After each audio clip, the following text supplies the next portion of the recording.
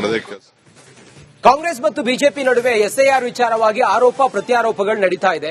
ಇದರ ನಡುವೆ ಆರ್ ಅಶೋಕ್ ಅವರ ಆಕ್ರೋಶಕ್ಕೆ ಎಂ ಲಕ್ಷ್ಮಣ್ ಅವರು ಪ್ರತಿಕ್ರಿಯೆ ಕೊಟ್ಟಿದ್ದಾರೆ. ಏನಂತ ಹೇಳಿದ್ದಾರೆ ಅಂತ ಕೇಳಿದ್ರೆ, ಎಸ್ಐಆರ್ ವಿಚಾರದಲ್ಲಿ ಆರ್ ಅಶೋಕ್ ಅವರು ಸುಳ್ಳು ಮಾಹಿತಿ ನೀಡ್ತಾ ಇದ್ದಾರೆ.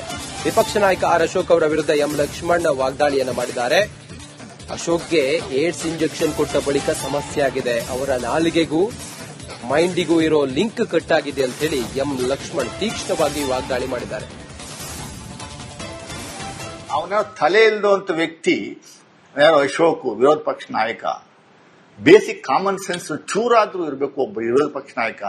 20 ಲಕ್ಷ ವೆಸ್ಟ್ ಬೆಂಗಾಲ್ ಇವರು ಬಾಂಗ್ಲಾದೇಶದವ್ರು ಕರ್ಕೊಂಡ್ಬಿಟ್ಟು ಎನ್ರೋಲ್ ಮಾಡ್ತಾ ಇದೀವಂತೆ ನಾವಿಲ್ಲಿ. 20 ಲಕ್ಷದ ಜನಗಳನ್ನ ಕರ್ಕೊಂಡ್ಬಿಟ್ಟು ಹೆಂಗ್ ಎನ್ರೋಲ್ ಮಾಡಿಸ್ತೀರಿ ಹೇಳ್ರಿ? ನನ್ನ ಫೋಟೋ ತೆಗೆದು ಫಾರ್ಮ್ ಅವರೇ ಪ್ರಿಂಟೆಡ್ ಫಾರ್ಮ್ ಕೊಡ್ಬೇಕು. 2025 ಯಾರಾದ್ರು ವೋಟರ್ಸ್ ಇದೆ ಅವ್ರು ಮಾತ್ರ ಫಾರ್ಮ್ ಕೊಡ್ತಾರೆ. ಹೊಸದಾಗಿ ಸೇರ್ಪಡೆ ಮಾಡುವಂತದಕ್ಕೆ ನೀವು ಬೇರೆ ಬೇರೆ ಡಾಕ್ಯುಮೆಂಟ್ ಇದೆ, ಫಾರ್ಮ್ ನಂಬರ್ 6 ಕೊಡಬೇಕು. 20 ಲಕ್ಷ ಮತದಾರನ ಸೇರಿಸಿ ಮಾಡಿಸುವಂತ ಕೆಲಸವನ್ನ ಉನ್ನಾರ ಮಾಡುತ್ತವ್ರೆ ಎಲ್ಲ ಮುಸ್ಲಿಮ್ಸ್ ಮತದಾರ ಮಾಡುವಂತ ಕೆಲಸವನ್ನ.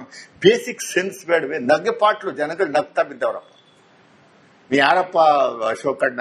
ಅಶೋಕ್ ಅಣ್ಣ ಬಂದ ಅಶೋಕ್ ಅಣ್ಣ ಬಂದ ಅಂತ ಹಾಡುಗಳು ಬರ್ತವೆ. ಅಶೋಕ್ ಪ್ರೆಸ್ ಮೀಟ್ ಮಾಡಕ್ ಶುರು ಮಾಡಿದ ತಕ್ಷಣ ಪಾಪ ಅವ್ರಿಗೆ ಯಾರೋ ಮುನಿರತ್ನ ಅನ್ನೋ ಒಂದು ಇಂಜೆಕ್ಷನ್ ಕೊಟ್ಬಿಟ್ಟು ತುಟಿ ಎಲ್ಲ ಬೆಳಗಾಗಿ ಅದಾದ್ಮೇಲೆ ಅವ್ರ ಮೈಂಡನೇ ಕಳ್ಕೊಂಬಿಟ್ಟವ್ರೆ. ಯಾಕೋ ಮೈಂಡ್ ಸ್ಥೀಮಿತನೇ ಕಳ್ಕೊಂಬಿಟ್ಟವ್ರೆ.